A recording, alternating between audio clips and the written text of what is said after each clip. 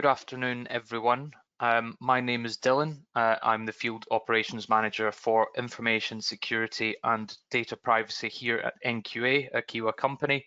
And this session is to give an overview of Privacy Information Management ISO 27701 and associated privacy controls.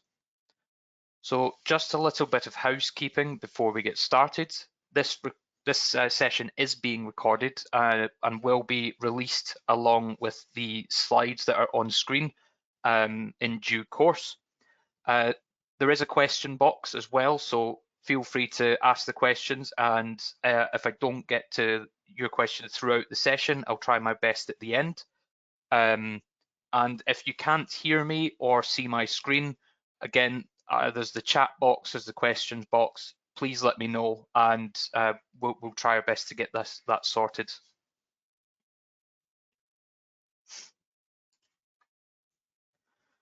So before we get into it, I'm going to give just a little bit of an overview and an understanding about NQA for those who aren't familiar.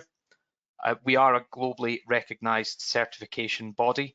We operate in several countries, as you can see on the map here. We're in the UK, China, USA, to name a few, but all of those yellow dots on the map represent where we operate. And we have recently been acquired by Kiwa, which is our parent company. They are also operate globally within the tech sector. In the UK, NQA, we're number 3 for quality, environmental, health and safety, and information security, which is 9,000, 14,000, 45,000, and 27,001 for those who understand the ISO speak. So the key points and what is ISO 27701 2019 for? So firstly, it's for all UK and non-UK organisations, as ISO 27701, like all of its counterparts, they are global standards. We also cater to existing or potential NQA clients with other implemented information security related frameworks or standards, i.e. ISO 27001, NIST, COBIT, SOC 2, etc. And we also cater to organizations looking to gain certification to ISO 27701. So what is 27701? Well, it was released in 2019. It's an international standard that provides a framework for managing privacy and protecting personal information. Please note that throughout the standard itself, it relates to PII, or personally identifiable information. PII is an American term, and it doesn't get used under GDPR. And throughout this, I will be using the term personal information, so just to keep that in mind. ISO 27701 is an extension of ISO 27001, which is the standard for information security management. And it takes into account the controls outlined in ISO 27002 and is designed to help organizations comply with global privacy regulations like the GDPR and the Data Protection Act. It extends the scope of an already implemented information security management system, or ISMS, for ISO 27001, and it expands the requirements to include controls specific to privacy management. The key purpose of a privacy information management system, or PIMS, is to establish, implement, maintain, and continuously improve a privacy information management. So why does privacy matter? Well, it enhances the current information security management system with data privacy specific controls. It supports compliance with various legislation and regulations, GDPR, DORA, PCI DSS, Data Protection Act, amongst others, and helps organizations to manage the privacy of its information assets, specifically personal information that is under its remit.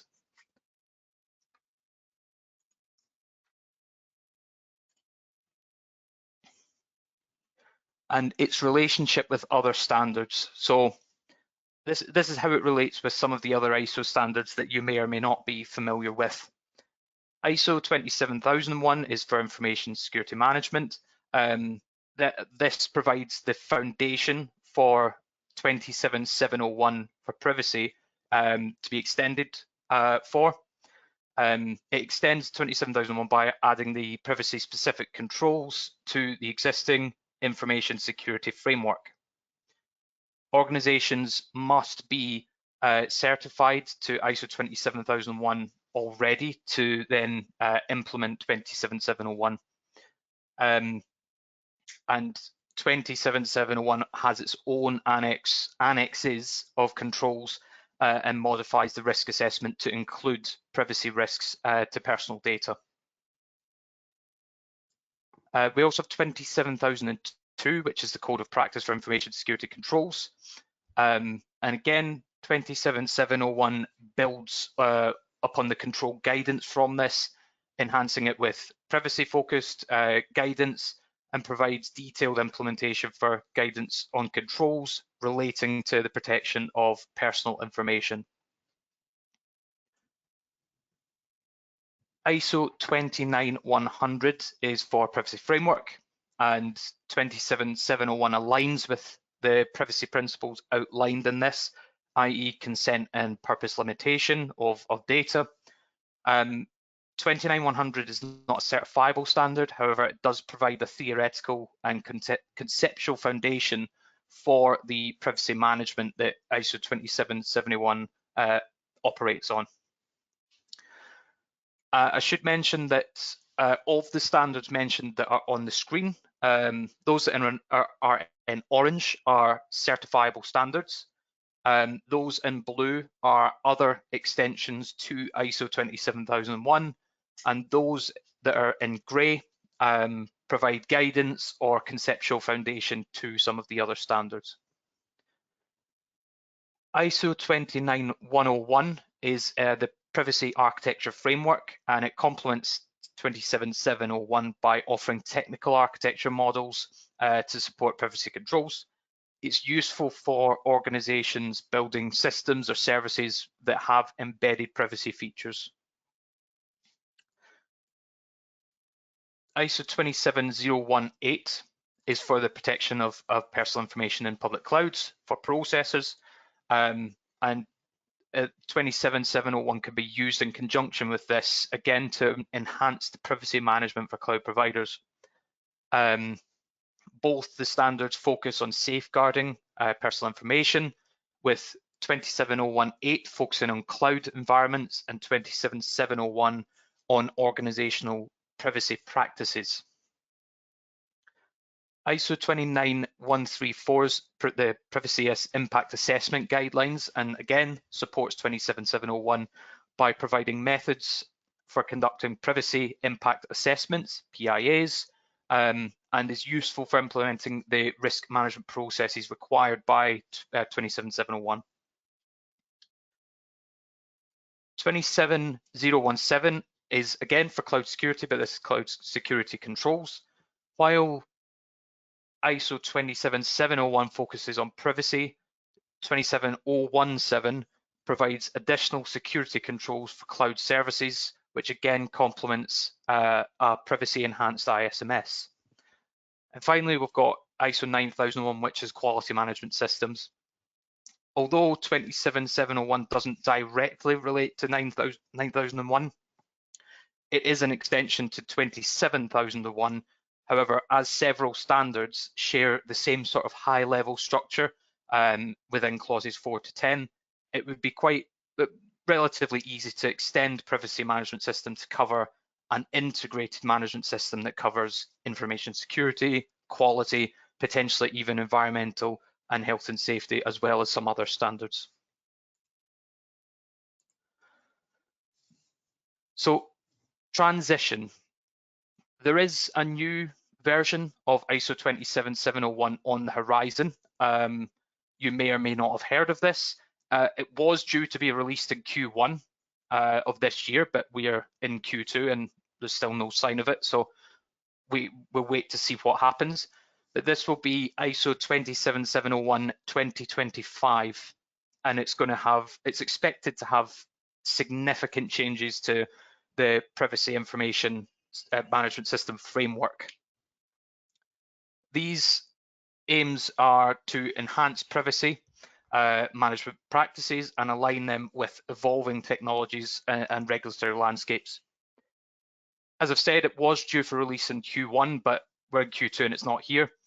And it'll be similar for those of you who have recently transitioned from the ISO 27001 2013 to 2022.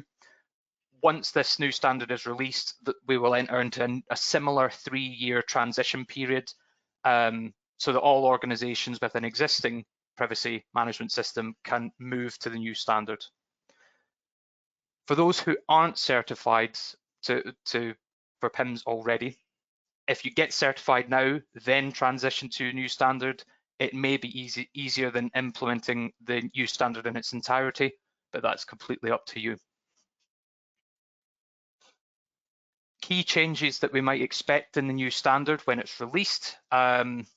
It's expected to be a completely standalone standard for itself. It should no longer be an extension to ISO 27001. It will allow organizations to operate in an autonomous PIMS without also having to implement an ISMS. It will follow the same layout as other Annex SL standards, so i.e. the clauses 4 to 10. This sort of reflects the growing importance of data privacy as its own distinct discipline, and it aims to make a more robust privacy management system more accessible to organizations of various sizes. The new standard is also sort of anticipated to be better aligned with ISO 42001, which is the new AI standard. The integration will help to manage privacy in the context of artificial intelligence, minimize risks, and improve compliance with other international standards. The updated standard, again, it's expected to introduce requirements to address risks and opportunities, and we can anticipate that it will mirror the artificial intelligence related risk management process that's in 42001. Includes requirements for AI system impact assessments, evaluating potential effects on individuals, groups, and the wider society. It expands the scope to accommodate privacy management within artificial intelligence systems across various sectors, which will apply to organizations using or developing AI within or across multiple domains. And finally, the new version is expected to introduce governance structures and controls tailored to, again, AI environments, particularly in areas such as leadership, roles, responsibilities, artificial intelligence, specific sort of policies, procedures, and the changes will support the leadership requirements in encouraging organizations to implement artificial intelligence management with privacy management. Application. Oh, sorry, not application. I just got lost there. It is application. Currently, ISO 27701 2019 is applicable to organizations acting as personal information controllers, processors, or both. So a requirement of ISO 27701 is that organizations implementing a privacy management system must define if they are one, the other, or both. It determines which controls that the organization will select for risk mitigation, either from its Annex A, its Annex B, or from both annexes. So what is a personal information controller? Well, a controller is an individual or organization that determines how and why personal information is collected, used, stored, or shared. The controller must define the purpose and means of processing the data, ensure lawful processing of the information, i.e., do they have consent? Is it a contractual necessity? Are there legal obligations? Implement appropriate controls to protect personal information, to mitigate security and privacy risks. Ensure data subject rights are upheld in accordance with the relevant data privacy legislation. So for the UK, GDPR. And select and oversee personal information processors, either for themselves or if they intend to process data for third parties, or for the third parties that process data on their behalf. And then they also have to sort of demonstrate the accountability through documented processes. They have to have the right documentation, compliance reporting, etc. So an example of a company that might act as a personal information controller potentially could be a hospital collecting patient records, a bank managing customer accounts, potentially the likes of an e-commerce company tracking user orders, preferences, etc.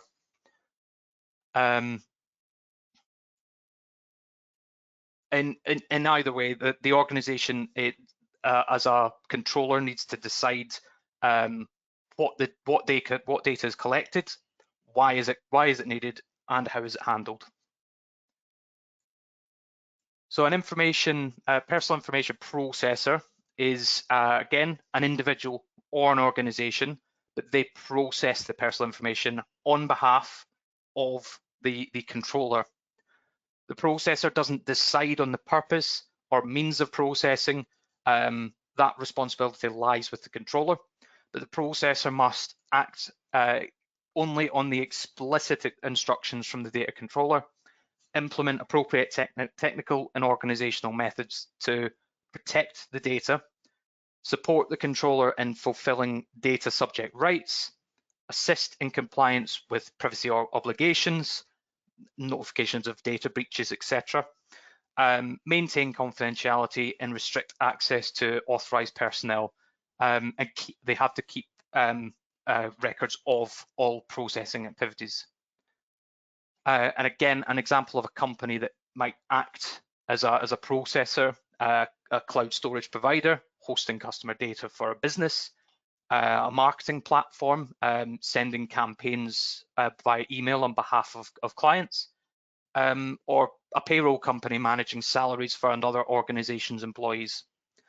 In all of these cases that I've just sort of given examples of, the processor handles the data but doesn't own the decision making about why or how the data is used. You might be wondering, how can an organization be both? Well, they can do this depending on the context in which they handle the data. It's quite common in complex businesses, particularly IT service or technology-driven companies. And a real-world example would be like a cloud service provider. As a controller, the cloud service provider manages its own employee HR and billing details, but as a processor, it hosts and processes client data using its own platform. So why does this matter? So the legal and compliance responsibilities differ for each role. A controller has the legal accountability for ensuring that personal data is processed lawfully, fairly, transparently, although the processor has limited decision-making power. It must act under the instructions of the controller. And organizations must clearly define the roles in its contracts and apply appropriate privacy controls. ISO 27701 and data privacy legislation require that these roles are clearly documented and understood. So, the requirements overview. Requirements of ISO 27701-2019 focus on enhancing an organization's ability to protect personal information by extending the ISO 27001 ISMS, so Information Security Management System, and extending that into accommodate privacy management. So here's a breakdown of some of maybe the key requirements.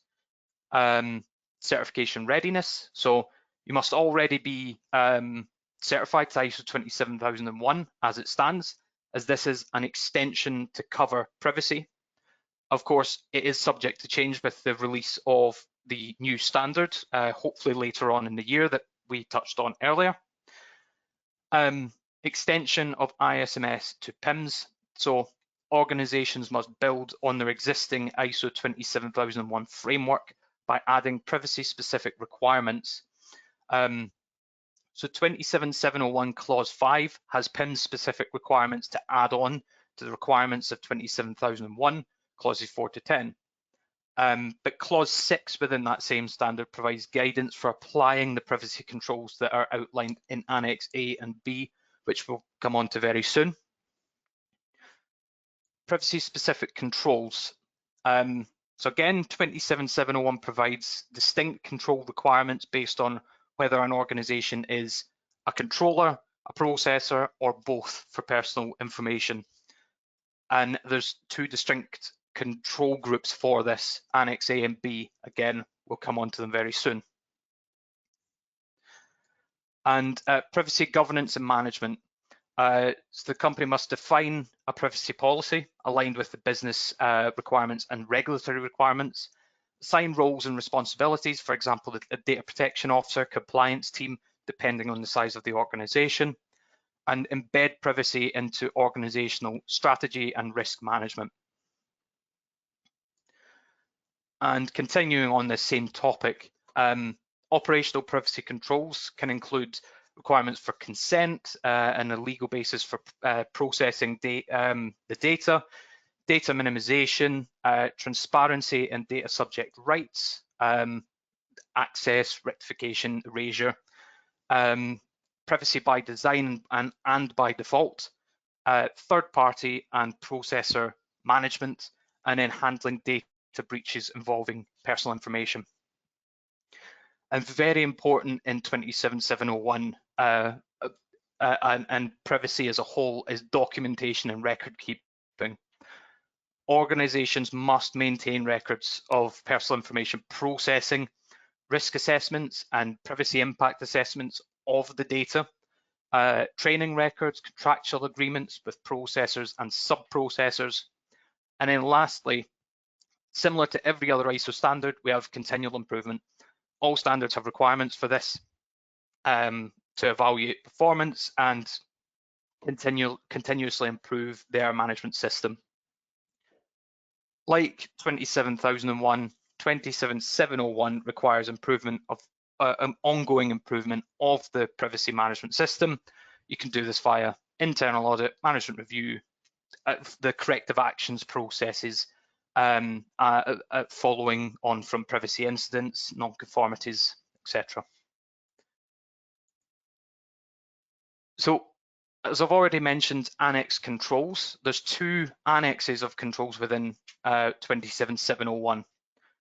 Clause 5 outlines the requirements of the standard. Only the requirements are outlined in Clause 5.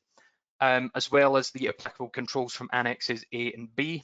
All other clauses within this standard, 6, 7, 8, there's sort of guidance for implementation. You'll notice when reading the standard, if you have a copy of it, that throughout Clause 5, it does differ quite a lot to the requirements of 27001. This is due to the fact that it is an extension to that standard, and the controls that are in 27701 are additional to those that are in 27001 Annex A. All the information in this standard differentiates between the requirements of data controllers and data processors. The annexes are no different. An organization must indicate which controls from Annex A or Annex B that are going to be implemented to mitigate identified privacy risks. And again, the risk methodology differs to 27001. If an organization is a data controller, they would select controls from Annex A. to be included in their statement of applicability. And this can include conditions for data processing. So an organisation must determine and document processing is lawful with legal basis as per jurisdictions, and can include things like consent from principals, reasons for processing, contracts, and impact assessments. Obligations to a personal information principal. A principal is the data subject or whom the data is about. And this can include determining and fulfilling obligations, objections, or consent withdrawals, data handling, and decision making. Privacy by design and by default. So to make sure that there's processes and systems in place that are designed that data collection and processing are limited to what's strictly necessary for the identified purpose. It can include limiting collection and processing of the information, making sure it's accurate, it's only retained as necessary, deleted when not needed anymore or when consent is withdrawn, making sure you've got correct disposal methods in place, and you've got defined transmission protocols as well. And finally on Annex A, you've got sharing, transfer, and disclosure. So the transfer of data between jurisdictions, records of the transfers, and records of disclosure as well. These all need to be retained. And Annex B, which are the controls outlined for a personal information processor. It's both annexes are quite similar. They have similar control sets, although the controls within the control sets vary slightly. So we've got, again, conditions for collecting and processing data, can include customer agreements, purpose, the use that the information is going to be used for, infringements, customer obligations, and records. Obligations to principals. Within this control group, there is only one control, which is obligations to data principals. So the information that the data subject, so their information. Privacy by design and default. Include to make sure you include temporary files, return of information, transfer, disposal again, and transmission of the personal information. And the last control group within Annex B, sharing, transfer, and disclosure, includes the reasons for transfer of the information, disclosure to third parties, notification requests, change or engagement with subcontractors. If an organization is both a controller and a processor, they would select controls from both Annex A and Annex B and would be in the statement of applicability. So what kind of benefits might this have to your organization? So it provides enhanced data privacy compliance. It'll help your organization meet global data protection laws and regulations, i.e. GDPR, UK and Europe, CCPA, patchwork for federal, the patchwork of federal and state law in America, the Privacy Act in Australia.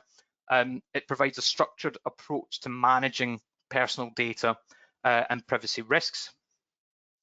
It can make sure that you have demonstrable accountability and trust to show regulators, customers, partners that your organization takes privacy seriously. It builds trust with the stakeholders by demonstrating responsible data handling. You've got improved international market access, so facilities sort of to ease expansion into other regions with strict data protection laws, and aligns with multiple jurisdiction expectations and reduces the need for multiple different frameworks. Integration with your existing ISMS. So This standard is designed to integrate seamlessly with ISO 27001 and reduces the need of duplication when you're combining security and privacy controls, as well as making sure that the frameworks align with each other. Risk management and privacy by design provides a framework for identifying and mitigating privacy risks throughout the entire data life cycle, and supports implementation of a privacy by design, privacy by default principles.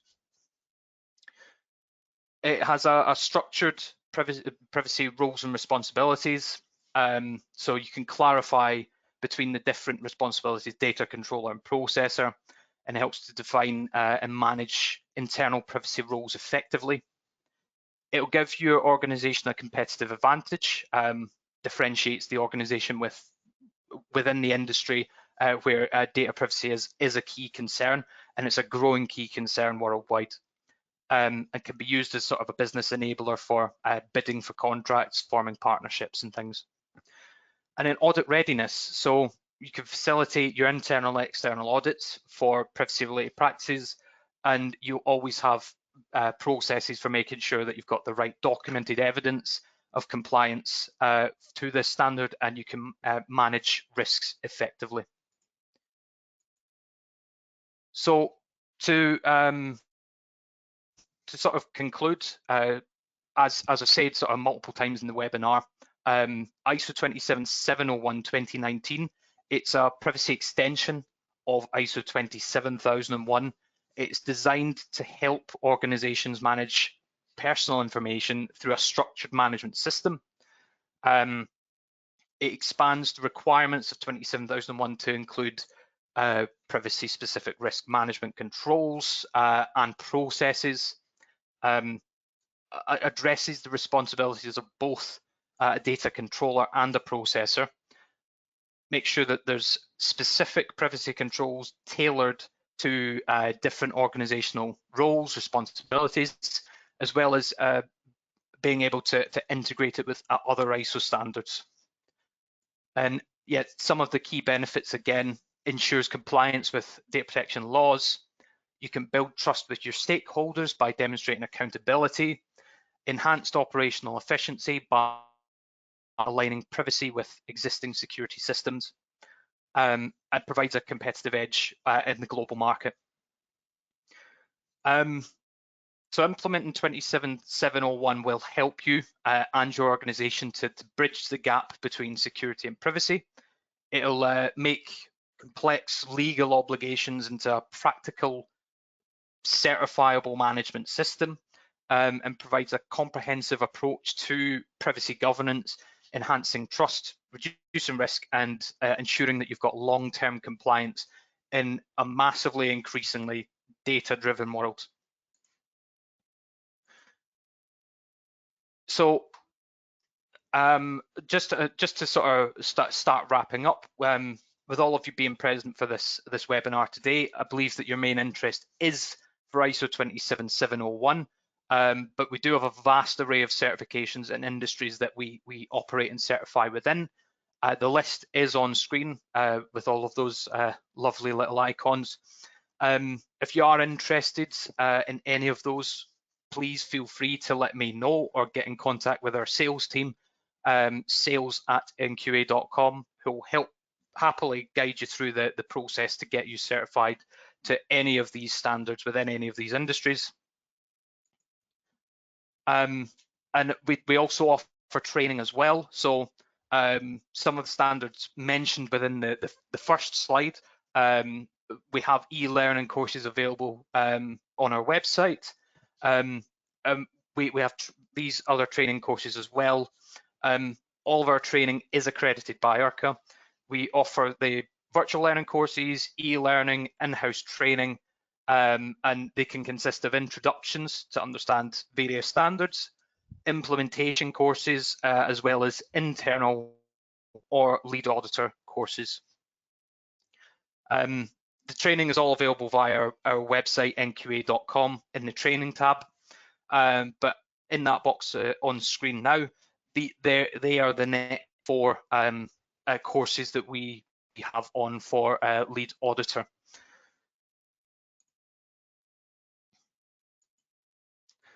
Again, further support on screen. We've got the number you can call there, as well as you can email the training team, training@nqa.com.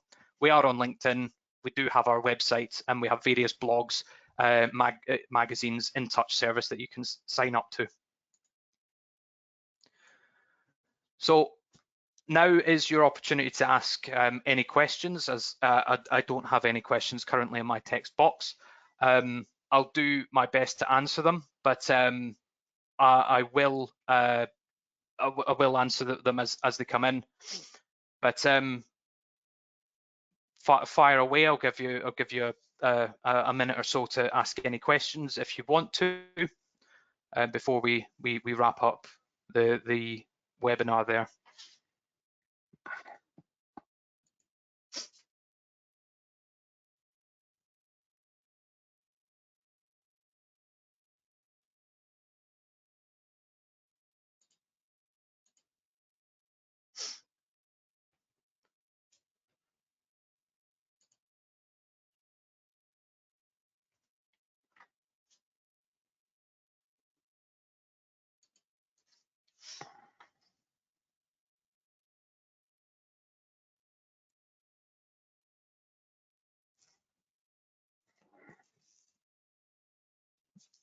Okay, I'm not getting any questions coming in, so if you do have any questions afterwards, you can email them to the training team, and they'll get in contact with myself or a member of my team to get back to you with an answer.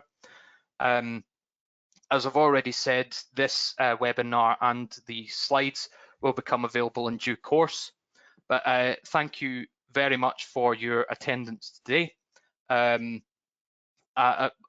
Please go on, have a great rest of your day, and thanks very much.